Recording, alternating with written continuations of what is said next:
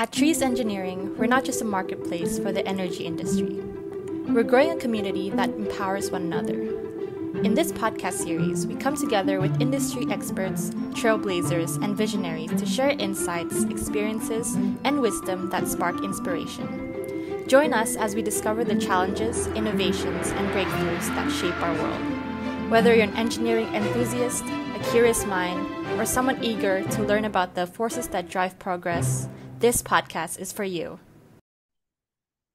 Hello and welcome to a brand new episode brought to you by Trees Engineering. This is the place where we dive deeper into the oil and gas world and have all our questions answered by top-notch professionals. I'm Nadia, and today I'm joined with my colleague / co-host Siti. This will be our fourth podcast episode, and we're so excited to introduce you to the topic and our guest for today. In this episode, we're talking to two brilliant young engineers.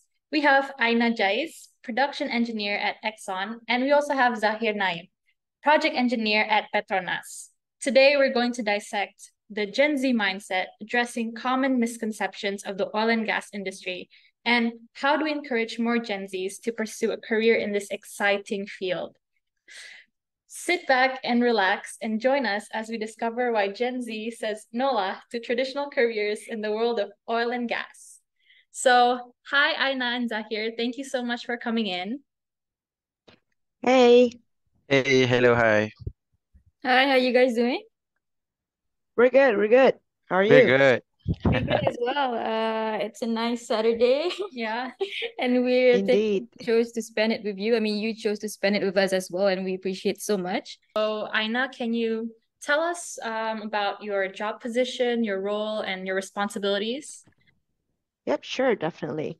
So, as you briefed, I'm a production engineer in ExxonMobil, and that simply means to take care of oil and gas productions, like crude, gas, and condensates. So, the major responsibility is to ensure that they're producing as per our expectation and figure out if it doesn't. So that includes understanding the subsurface portion of things, like what's there inside the reservoir, the health of our wells, the strengths, and the surface capabilities and its constraints. So, among others, like reporting to the regulatory bodies and executing campaigns to better our production and ad hoc stuff here and there. So, honestly, it's a lovely job, and I love it so far. Nice. So, how about you, Zahir? I heard your job is a little bit different than Ina's. So, could you share a little bit about your job position and your responsibilities? Hello, everyone. I'm Zahir. So my roles back, my current role is I think there is a need for me to understand what the leaders want, the aspirations once they embark in a project. So from the project, so I am responsible to assess and maybe define, produce scope of work and a schedule for a project. And then I also responsible for the engineering management of change that involved in the projects. And also I need to also ensure that the resources is sufficient so that we can complete the project in a timely manner lah. That's it. That's That's it. about it. Yeah. Okay. And speaking of your role, so how did you actually get into oil and gas? Have you always been interested in engineering? Was that always your top or your first career choice? So maybe Zahir, you could go first and share about how you got into oil and gas. How I enter oil and gas is I follow my father footsteps lah. Oh, I And see. yeah, so he nurture and encourage me to actually pursue the oil and gas career path lah. So basically before I got my degree and I was a trainee back in upstream at Petronas. So I got an offer also from Daikin or something lah. I'm not sure, but it's the OEM for the aircon industry lah. Well, and the pay is good. The pay is good. But I got the same offer at Upstream, international asset. So my father said, you do not worry about the pay when you still an intern lah, right? So you focus on the path Right. and maybe the experience that you will gain afterwards. So that is how I embarked into the oil and gas industry lah. Okay. That's So for me. since you were small, your parents or your dad, he practically like raised you to be in oil and gas. Yeah. Okay. So what he always talk about his career lah, but I couldn't see him often lah because of he was very busy in that he was also in a oil and gas career path. So I thought it was very busy, and since there's no time for the family, I thought I wanted to be a very good career path afterwards. But actually, you need to be well managed lah. For your yourself self manage it is a very important skills lah to ensure that your family is well taken care of and everything like that, right? Mm. And Mm. Aina, how about you? So how did you get into oil and gas? Yeah, Zahir's story is interesting. Like it's very interesting where you firstly say you might not want to join it. Here you are. So my Uh, family, mm, I'm from Kuching, Sarawak. So it's not the spot for oil and gas, right? It's not Miri. Mm. So obviously it's not like the oil and gas stuff in Kuching is not like a thing. So we don't know a lot about oil and gas industry per se. Generally, my parents were teachers in hometown. Um, but how I got to know is my brother, he received a scholarship when he went to study abroad. It was petroleum engineering, and then, well, he was like at least 7 years above me. So when I started high school, he already started working, and he started to tell me, like, oh, you know what? I can date rocks. And I was like, what do you mean date rocks? Like, I can tell the age of the rock. I'm like, okay. And how old is that? It's 40 million years ago. I was like, oh, how? Geology 101. And then Right. since then, mm, yeah, it's like that really interested me, like it grabs my interest. And he started to tell me about other parts of geology, other parts about reservoirs and how to read logs and everything, all of that when I was still in high school. So Wow. that sparked my interest to study physics and additional maths really, really to an extensive level. So I could go into the same path, engineering path. I see. Yeah. So that's how I got to know oil and gas. But then, the rest is history. I pursued the course. I involved myself in Society of Petroleum Engineers. Mm. So this is a international nonprofit organization. I think, yeah, you know about it, City. Yeah. I remember. Yeah. Yeah. Yeah. You're still active in that Yeah. one? Yeah. Right now I'm still the committee for the Kuala Lumpur section. Yeah. So I've been active in that SPE since my university days, and And that's still how you got committing. your current job as well. Yeah. Well, before the current job, I actually, because of the networking I did Mm. in during an SPE event, I got to know there's an opportunity in my previous company before I joined Exxon. That's Jadestone Energy, Mm. and what comes with that is all the great learnings from both companies, and that made me grow myself to who I am today. Mm. And I think it's really interesting that both of you, Aina and Zahir, you both had like role models who give you insights into how the oil and gas will work, and that practically like grew your passion for it. So these days, when you guys hear the word Gen Z, what comes to mind? Okay, so when I combine my experiences in workplace and also the events that the industry has, well, at least in this industry, I believe there's quite a gap between the baby boomers like and myself, and I can see the differences already just between me. I see myself as millennial, Mm. um, and even within baby boomers and myself, we have a few generations as well, and not more to say, there's another generation after me, the Gen Zs. So it it has quite a difference, right? Right. But generation gap can or may cause some conflicts, like having different approaches on things. There are different mindset about how to handle a task. But for me, there are ways to talk about it and come to the middle ground. So similarly for a younger generation than myself, I can sense that they do things differently. Like what suits their way will stick. They will only stick to that.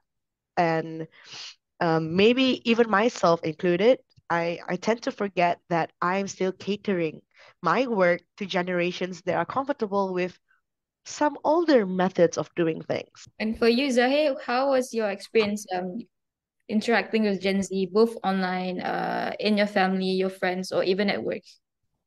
I think at first when I heard about this Gen Z, millennials, Gen X, and baby boomers, I think we as society love to segmentize it.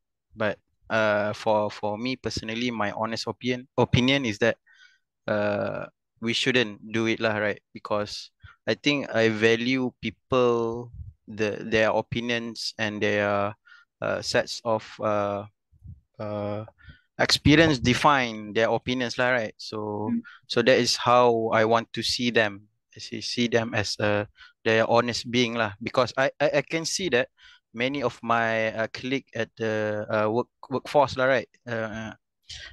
Be it from my previous company, be it from my current company, I notice even the baby boomers have that mentality of a Gen Z, and sometimes the Gen Z also have the mentality and the spirits of Gen X. So, but of course, uh, by creating this segmentized, I think we componentize the generation is because of we love to componentize people. It's Yeah. right, can I have many I think a few of my colleagues that maybe sorry trainee that is that I enjoy working side by side lah. So I notice between us millennials, because I'm 1996, so Gen Z is like 1997. So most people would love to categorize them as the digital generation. Compared to us, we enjoy working with designing poster and making things like slides Pretty, yeah. so very lively. So compared to us, I think I have friends that is baby boomers, and of course it's not their experience during their younger days, right? Mm, So Gen Z have that opportunity and they are very resourceful at that lah. mm. So I think both of us complement each other in a way that we never know, right? So respect each other lah. I think that is how I want to say my opinion lah. That is my 2 cents lah. Um, I'm curious Mm, to know, how do you guys cope with the Gen Z slang? So we use a lot of slangs, a lot of mm. abbreviations. So is that a common practice of them using it at the workplace, or do they like put that outside of work? I mean, I don't know. I've not seen folks use Slang. slangs. Anyway, Yes, yes, anyway. yes, yes. Nah, not in I my know. experience though. I Really? think Yeah. perhaps we as working at the workforce level, I mean meeting Gen Z, I think we use more slangs compared to them. So they always ask, Yeah. what is Yeah. WPR? What is WKR? I know. So they, Yeah, it's more of like, yeah, we use more for ease of communication, right? Yeah, yeah. But yeah, I think at least in the corporate world, I guess what Mm, I see, people actually, communicate clearly, and if mm, they don't, it's okay to ask. Like, I see. yeah, Okay. I don't see a lot of slangs being used. That's nice to know. Okay. Yep. And like you guys have mentioned before, Gen Zs are more resourceful now, and from what I've observed, the younger generation, I would say, is more driven and ambitious when it comes to their careers. They are more likely to pursue meaningful and valuable work over financial gains because, they want to live the best life that they can, pursuing their passions. So I mm. want to ask, what were your career motives? To choose a career path is, I think, it's very closely related to your capability, your competency, and maybe your passion lah. So if you don't have the passion and the capability or the competency to do what you want to do, so it's going to be hard for you to pursue that career path. Again, the passion lah. So Yeah. I love doing projects, and I love seeing that my project can be completed uh, according to its timeline. And you need to nurture it like a baby lah, actually. So like a baby, you need to ensure that the food is there, everything, your resources should be there, love and care for it need to be there. So it's like my passion lah. So that's my motive. Well, it's nice to know that at least you're still doing it for your passion and not just simply for the money. Because I know a lot of people, I would say like the older generation, they just work for the sake of earning money just to provide for their family, and they end up being miserable in their job. So it's nice that, people these days, they work because they want to work and they love the work that they're doing. How about you, Aina? Me, unfortunately, what you just mentioned. Oh, No, oh, I mean, honestly, I know how much, it can give good pays, right? I right. obviously Yeah, go I for the agree. pay as well. I mean, who doesn't? Yeah, that is the first motivation Yeah, lah. like let's be honest here. We all Yeah, go for yeah, the money. yeah, correct. But again, as Zahir mentioned, um, honestly, it's about passion. Yeah. When I started, I really didn't care how much I could earn on my first job. I mean, Yeah. I do care at least for a living, but I remember Zahir mentioned his father said, don't care about the pay first. See what you can learn out of it, right? Right. Mm, So, in all honesty, now at this point of age, yeah, of course, money matters. There's so Yes. much commitment I want to do, commitment to myself, traveling here and there. Oh my God, my life. Mm. Uh, but besides that, passion is what drives me. It really sounds cringy and all at this point of time, but it was the main driver of what I do now. Right. Like 5 years ago, when I was 22, about to grad, I am so determined to like honestly work my ass off Mm. to land a job in the upstream world. So I've done whatever I could, like, but of course not at the sense of losing myself. So, the famous saying, like, if you love what you do, you ain't gotta work a day in your life. Mm-hmm. But again, I don't totally agree with that, right? So as much as I want to be in the oil and gas industry, upstream specifically, and how much, like I've spent researches doing it, networking that I've done through it, as much as I love it, what I practice is my own work-life balance, what do you call this? Values in myself. Like I stand by my ground, like I draw clear boundaries. Like um even though I love my job, but there will be days that I need a break from it. So like don't touch me on weekends. But if I have to do and require some emergency inputs, you can always communicate. Okay, you can cater it now, and you would need some time off later, and you can always do that with your boss. So again, I think the career motives besides money is about the flexibility at your workplace. Mm-hmm. How you could be, okay, let's use a slang here, be chill with your team, right? And I think that drives me more. Being in an environment that motivates you is way better than, going through reckless stuff with higher pay. And but at least that's for me. That's my preference. Yeah. So it's Yeah. about the money, but it's not totally about the money. So in short, that's about it. Yeah, career motives, they do differ, like according to each person, it's gonna be different. But Hmm.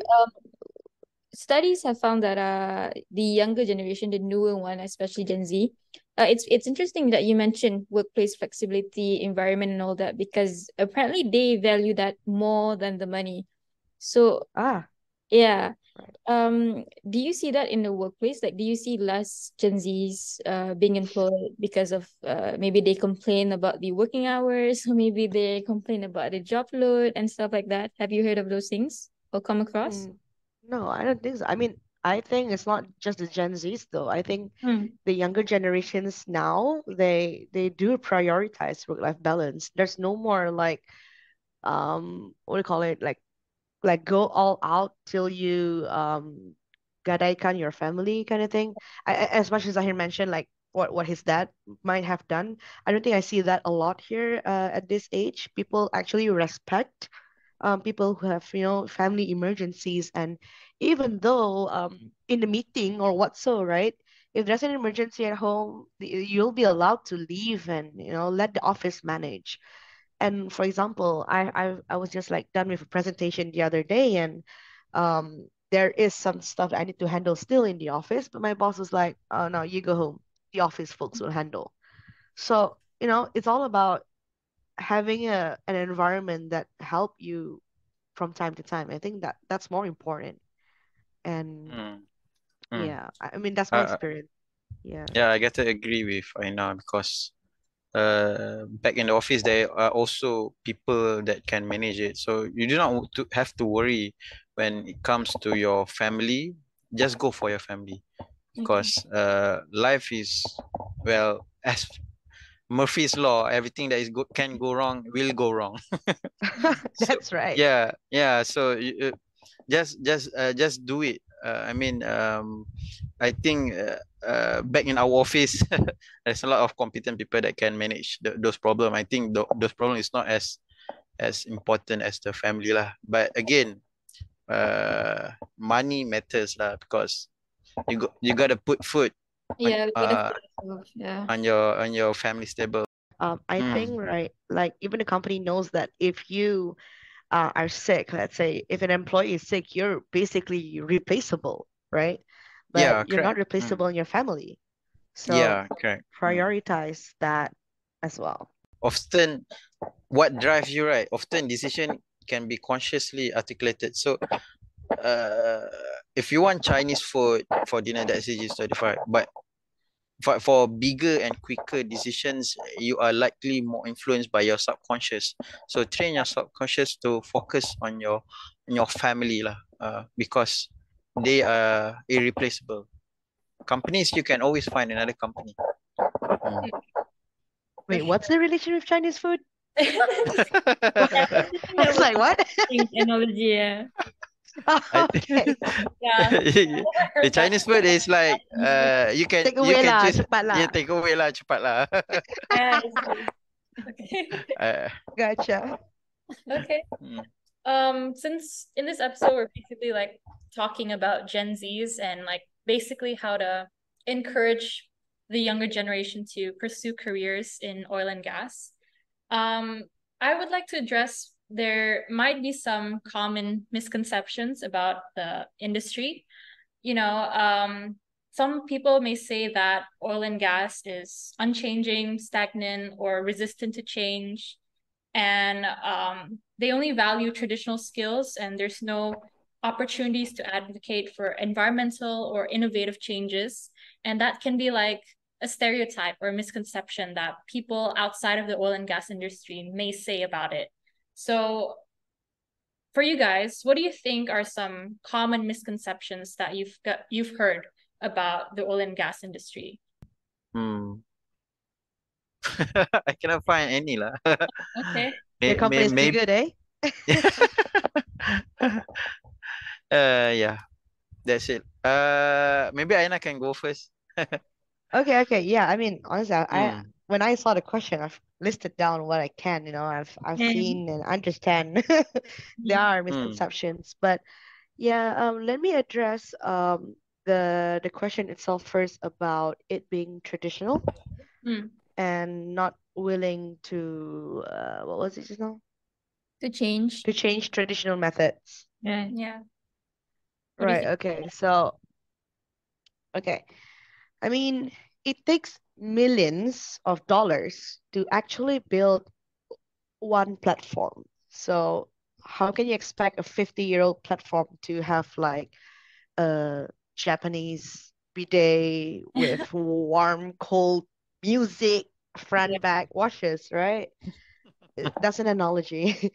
um, Mm, oil and gas is a business too, Yeah. So um, honestly, there are things that you just gotta accept and tolerate because I think big risk, big rewards, but um, I see there is space for the younger generations to contribute in terms of technology, right? Like myself, the Gen Y and Z and millennials themselves, they have the capability to what do you call this, upskill themselves in things like dashboarding or you combine a few pieces of information prior to doing your analysis. And I think that's a good way of bringing change to the industry. So I think my personal experience in technology advancement is that people used to look at one by one data, but in Excel. So now with Power BI or like Tableau per se, or even now the new Microsoft's Way or something. mm, Um, yeah, I think there's so many potentials that what the younger generations can bring into the table. Aina, you just mentioned Okay. just now that you have another point to add in. Like you had a list of misconceptions that you found on oil and gas. So could you share one of us? Another one that. Uh-huh. Yeah, sure, definitely. I would be stoked to share. So, the common other misconception about it being, an unsafe environment that Mm. pollutes the environment, right? So I think it's still a topic of conversation. Right. But personally, when I'm in it myself, like I really notice that people literally bertungkus lumus, how do I say this in English?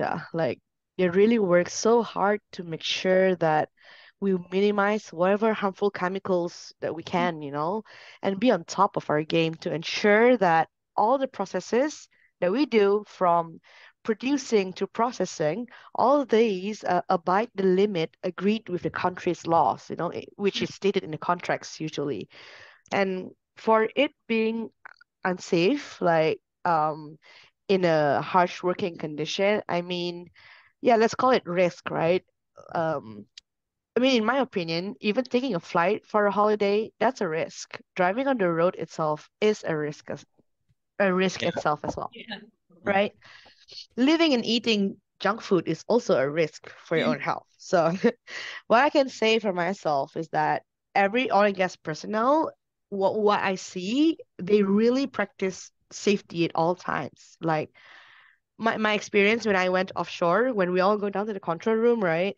Like everyone automatically they will grab their hard hats, they put it on, they put their gloves on, their safety boots, their safety glasses, and when they go down the stairs, they really maintain the 3-point contact. Like they don't need reminders. It's like embedded in every personnel to do that for safety. Like that is the top priority. So that's when I was shocked myself to see that. I was like, when people say that they don't maintain safety, and I'm like, I don't see that, at least not on the platform that I went to. So there mm, was an incident where a safety incident happened. Everyone just stand down. Stand down means that everyone stop your job and reassess the risk, strengthen their safety rules before they continue. So we practice what we call safety over volume. So before chasing back the production, we always maintain safety.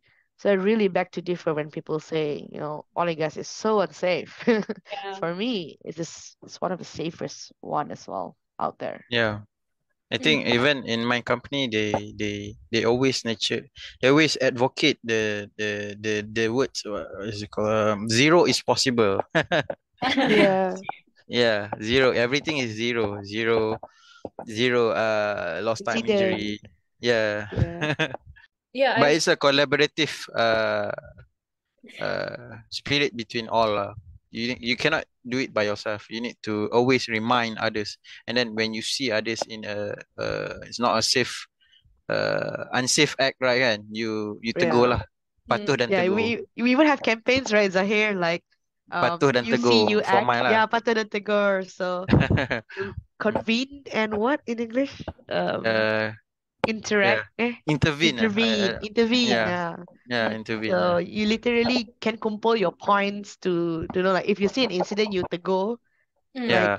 you literally maintain each other's safety. Even, you know what I see, right? Even my friends from other companies, they practice this like, our everyday lives. Like my friend from excuse me, from Schlumberger, SLB now, Mm-mm. whenever we cross the roads, they will always be like, hello, first and foremost, do not walk while, playing with your phone. That's the first thing. Like, it's embedded in themselves. Second, when you want to cross the road, always find the zebra crossing. They will never cross the road without the zebra crossing, or if it has not turned green, like the green man for people to walk.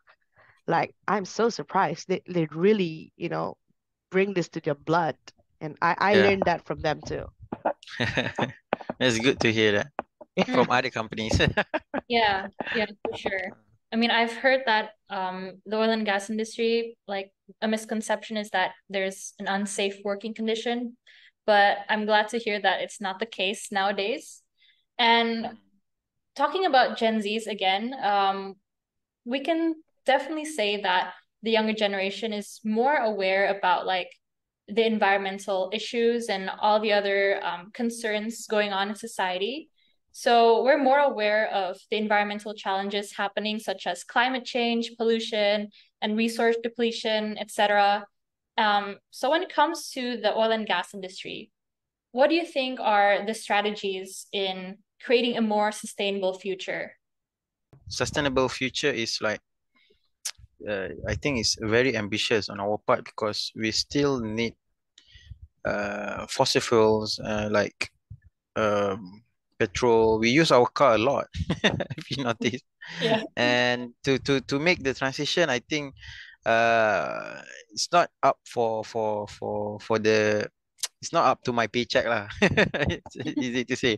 But I read the Dasar Tenaga Baru from Rafizi Ramli, and I noticed that the policy that they are making is is heading that way lah, I think. And Petronas creating their new is it called Gentari, so the new wings of Gentari. Gentari, Gentari. yes. I pernah kena tegur. Pronounce it properly. How macam mana nak pronounce it, I I pun think tak it's tahu. Generation Bestari, so Gentari. Gentile. Gentari, Yeah. okay. So yeah.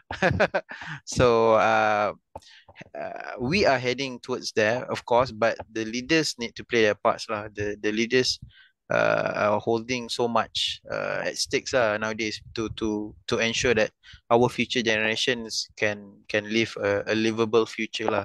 Because I think uh, we are contributing so much to the what's it called greenhouse gases, right? Mm. So yeah. Mm. So the commitment, I think, from my perspective, from the commitment within my company, I noticed that they started they starting to count their flare emissions, etc., lah. And then they always complain about how to report them to the group, something like that. Yeah. Yeah, So relate. yeah.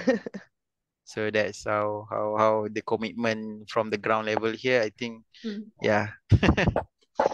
Okay. How about you, Aina? What do you think, like, should the industry be doing to create a more like sustainable future or any strategy? Um, as much as Zahir mentioned, it's a lot about the same, along the same lines.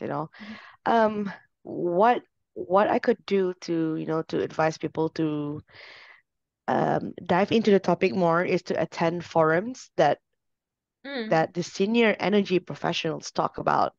Like back in 2019 when I attended Oil and Money Forum, there is about, the hoo-ha of renewable energy, right? That time. But honestly, it will take trillions, trillions of investments to realize the sustainability of renewable energies. If Mm. we're talking about renewable, but I don't want to go there. It's not my expertise. As I mentioned, it's way above my paycheck. But Yeah. Uh, Yeah. but to his point earlier, Zahir mentioned something important. I forgot what it was. No, I don't Mm. know. The There was a point greenhouse. that I had in my head, but I forgot. Mm. Okay. It's fine. Well, I mean, we can come back to it later when you remember. Yeah, yeah. Yeah, it's fine. Sure. But I'm actually curious. I know both of your companies, I mean, a lot of companies out there, they put out a lot of sustainability campaigns. So what are one of the most effective ones that you think, I mean, that you think is effective that you can remember? So maybe Aina, you So, can go first. Oh, Huh? Huh? sustainable. yeah, like any campaigns in the past or maybe present that you think has made a really good impact on the people. I think if you read the Dasar Tenaga Baru by Rafizi Ramli, he mentioned from the policies that we use so much of the coal power plant. So while the renewable energy is increasing over the years, but restricting the development of new coal power plant is contribute to the is it called our sustainability agenda lah. And then perhaps maybe like now we can see that Tesla is going into the industry, right? So maybe, but still it's not an affordable price lah, I think for Yes, that was the point. mm, mm, Affordability. So yeah, affordability. we talk about like it being a way more sustainable future, but look, let's talk about countries and geopolitics, right? How many people actually can afford a electric car versus how Mm, many people can actually afford a car that moves and get their daily job moving, mm, right? So affordability is one of the key thoughts when we want to when we wanted to transition into a renewable energy. So mm, that is one of the biggest playing key factor. And if it's yeah, not affordable, it will not be in demand and it will not be Right. sustainable. So it goes yeah. back to Just in, doing yeah. using oil and gas. But Mm. again, if people are afraid of oil and gas being a sunset industry, knowing that there are renewable energy, honestly, in my thoughts, the skills that you build throughout, the oil and gas industry, you can always apply it everywhere. So even if it's a sunset industry, it's the skills that you bring to the table that matters. So Right. I wouldn't worry. Mm. And apart Mm, Yeah. from the Gen Z being woke, I guess is the word. I mean them being too in tune to what's happening or what they think is happening. What I mean, why do you think Gen Z show a bit more reluctance towards careers in oil and gas compared to any other industries? there is people I met Yeah. some people, but Yeah. after they enter the oil and gas industry, then they want to go out. One of the reason is because the pay is quite low, I see. and yeah, contradicting everyone in this manners. I think people who working at the contractor sites, they are paid quite low compared to the client side. So most of them are more than willing to jump their ships and going in venture into properties. I met some people like that in Mm, my experience working experience. I see. Okay. From my, Yeah. I mean, from my personal experience, from the people who graduated from engineering in my uni, uh, Mm, most of them are not going into engineering actually, even though they had good grades. They actually mm, prefer to do e-gamings, for example. Um, mm. they prefer to do freelance work online, maybe copywriting, social media. Because I Yeah, NGOs. Yeah. So yeah, have uh, you come across any of these experience yourself I or know of it yeah, online? yeah, yeah, yeah. Okay. For since you brought up the e-games, etc., I think these segments of generations, maybe they like to have it easy lah.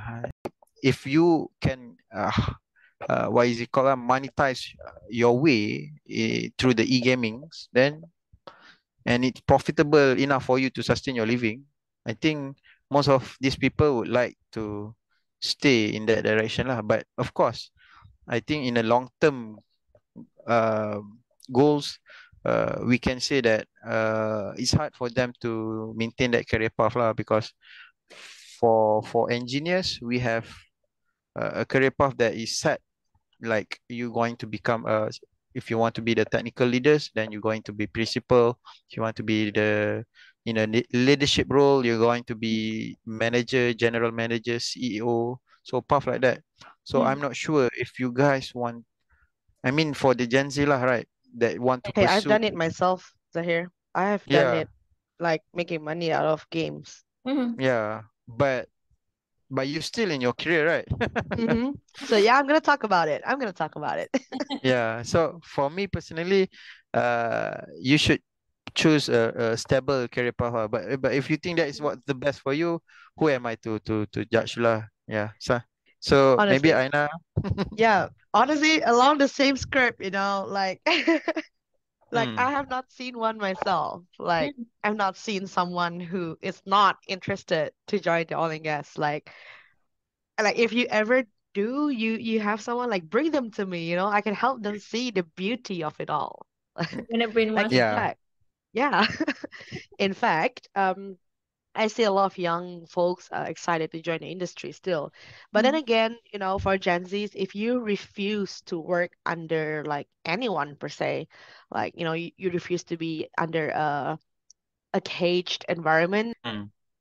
again, my advice, think long term. Think of backup plans. Think of what if things don't work out. And I guess Murphy's this Law. even applies to a lot, even myself, right? Yeah, and yourself, Zahir.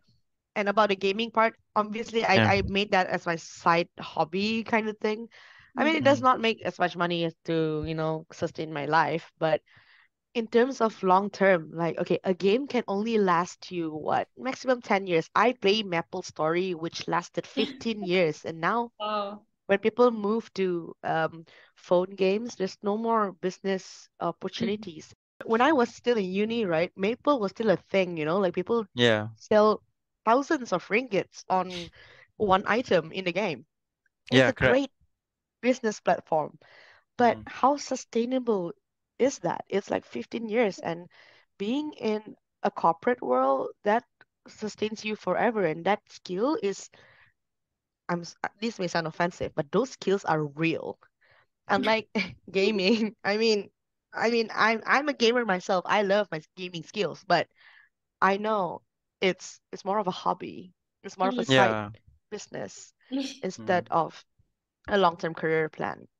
Yeah, I Mm. mean, Siti and I actually don't know what Maple Story is, so we have to look it up on. My God, that's the Aina. generation gap. Yes, yes. I played Oh, Maple Story, Aina. Okay, we're of the same age. That's why. okay. Yeah, Yeah, I don't yeah. think I've heard of it before. Same. Oh my God. Honestly, we try to like attract more people to get into oil and gas, especially the younger generations. So, like you've mentioned, like the gaming industry is like it won't really last that long, and there's other industries that the younger generation can obviously pursue. So, in your opinion, how do you think the oil and gas industry could appeal to Gen Zs? How will you like motivate and persuade them to join the industry? I think to enter oil and gas industry, most of the people in LinkedIn have shared their fair story lah. So number one is you can enter like G's protege programs that is opening from many oil and gas company. Then maybe you can open the MPM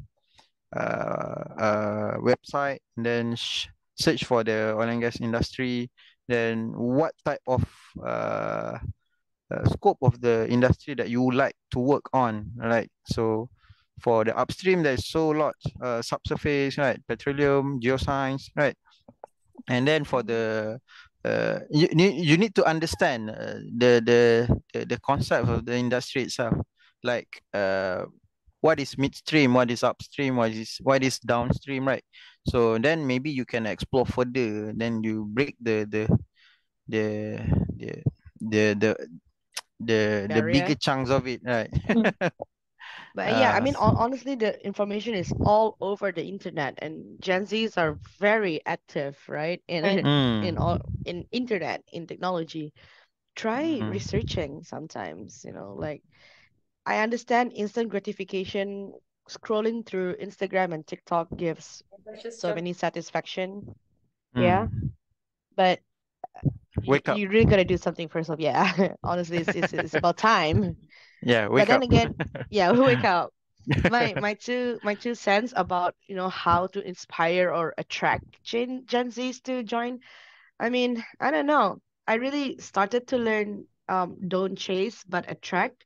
Right. So, and you know Mm. how reverse psychology is as well, right? So, warning, I'm gonna do it here. So, hey Gen Zs, if you don't want to work in the industry, that's fine. Let the millennials handle it for now. Watch us Yeah, from afar doing amazing things. thank You'll you. join eventually. Wait, That sounds so arrogant, but it's honestly. not. It's actually not. I actually feel like joining now. It's actually working, so it's fine. Oh wow. Yeah. See, I Wow. gotcha. Speaking about the Mm. great things, I mean, I'm actually curious what projects are most memorable. There's honestly a lot of projects, right? Mm, But what feeds my soul, oh my God, sounds cringy, but yeah, it does. Is what we call this a well-work campaign.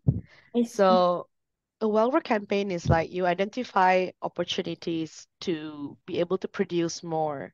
So Is it for oil and EOR? gas, no, no, no, no. This is more of a production enhancement kind of job or idle well restoration instead of Oh, the third method. So you understand the few methods to produce, right? The mm. primary, secondary, and tertiary. EUR Yeah, means the third one where you yeah. manipulate the reservoir conditions to enhance your production. So, but this is more of like you use your existing wealth and facilities Mm. conditions and then you improvise some things, right? So there are so many things that can be done, and if you identify the opportunities and you arrange them in a schedule and then you're like dealing with vendors to ask, okay, can you do this job, and okay, how long does it take, and then you put all those things into plan and then you see that campaign being executed.